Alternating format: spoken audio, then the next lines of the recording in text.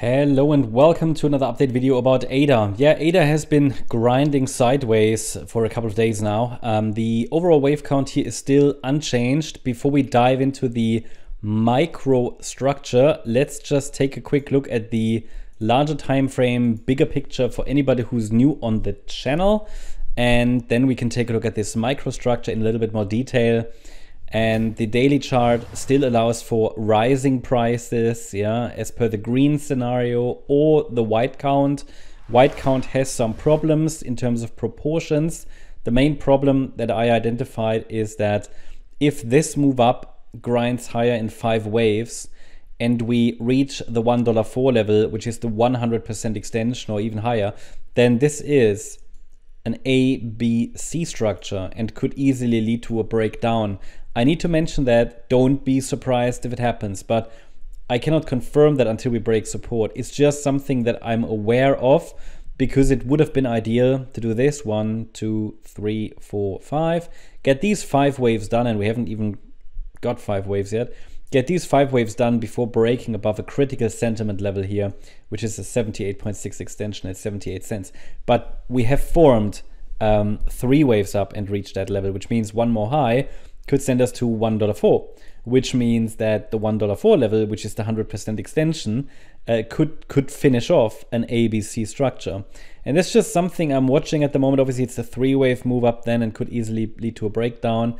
Zoomed out, it means A, B, C, goodbye. Yeah, and that's not great. That's not what I'm calling for. It's just something I'm watching. It means caution. And after these 5 waves are done, there will be risk will be high, and then there will be a support area. And if that breaks, then it's new lows. But for now, I'm watching the green count, which allows for a more direct upside extension, or the white count, which allows first of all for a 5-wave move up. And we only have 3, so I'm watching for another 4 or 5 regardless, and then we'll see where we are. That wave 4 is something that's due on several charts. I'm watching it, for example, I just recorded a video about Bonk. I'm watching that for the Bonk on the Bonk chart, for example, as well. That doesn't mean we couldn't go a little higher in the very short term. I think we can still. There's no sign that this wave 4 has started, but if the wave 4 starts, there could be a substantial pullback before we then go higher. And that's something that's coming for Bitcoin as well. While we're talking about, we're hovering around those highs on the Bitcoin chart, I think people also sort of don't understand that this dip could be imminent. And a lot of people will be surprised, even though it's quite clear from the analysis that this 3rd wave should be close to completion. Nobody should be surprised if that 4th wave starts. And if it starts, it could send us down on the ADA chart into the region around 55.9 to 44 cents. Now, from where we are now, that is a dip of around 26 to maybe even 42%. That's quite substantial. In the very short term, I would prefer possibly here one more high. I'm not entirely sure if the triangle is already complete. Talked about that in the previous video. We have some micro support here, which allows for, even in this existing 3rd wave, in this already or still running 3rd wave, one more high possible. That would be wave 5 or 5 of C of 3. But normally when a triangle breaks, it would be a rapid move up. So I'm not seeing don't see any rapid move up yet. So it's worth to be skeptical, even though this triangle could be complete. We have seen a break above the trend line, but that is not yet a sustained breakout. I need to see more upside momentum and a break above the 78.5 cent level, because that's the B wave high in this triangle.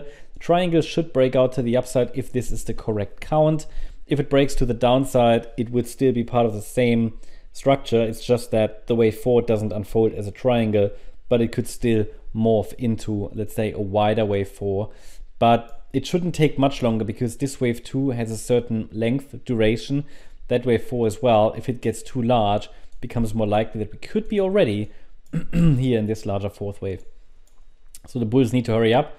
We'll see if they do that in the next few days, but obviously we're holding below critical resistance. So it's not easy to get above this level. It's the March high as well as a critical Fibonacci level there. And we're already very extended for a 3rd wave anyway. So I'll keep you updated. Hope you liked the update. If you did, please hit the like button, leave a comment and subscribe. And if you really like the content, then please check out the channel membership. Also, make sure that you follow us on Instagram and Twitter for additional content. Thanks a lot for watching. Bye-bye.